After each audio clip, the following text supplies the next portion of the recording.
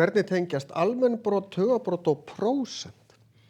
Jú, við getum í raun slegið bara almennbrot inn í vasareikni eða reynt að lengja þau upp í af 10, af 100. Ég get til dæmis lengt þetta upp í 10. Ef ég tek hálfan og gerir sinnum 5 og sinnum 5, þá fæ ég 5 tíundu. Þá er þetta 5 af 10, það er 0,5. Ég hefði getað farið í sinnum 50, þá fæ ég 50 af 100, það er 0,50. Og þegar ég komið það, þá þarf ég bara að margfalda með 100, því að ef ég ætla að fara héðan og hingað, þá þarf ég að gera sinnum 100 og þetta eru 50%. Af því 0,5, sinnum 100 eru 50. Sama hér, þetta verður þá 25%. Við erum í raun að færa kommunum 2 sæti, þá fæ ég töluna hérna.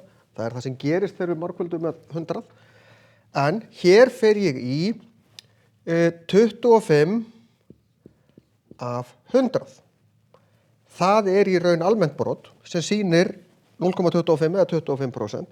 En ég get stytt það með 25 og fæ þá 1/4. Þannig að hér, þetta er svona styttabrotið, þetta er brotið sem þessi við erum ekki búin að stytta. 30%, prósent þýðir af 100, þannig að 30 er 30 af 100.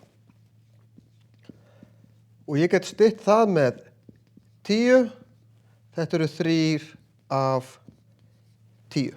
30% er eins og 3 af 10. Og það er 0,3 eða 0,30 því að þegar ég fer hingað, héðan og hingað, þá er ég að deila með 100 munni. Ég margfaldaði með 100, ég fyrir þess átt, þegar ég fer tilbaka, þá deili ég með 100.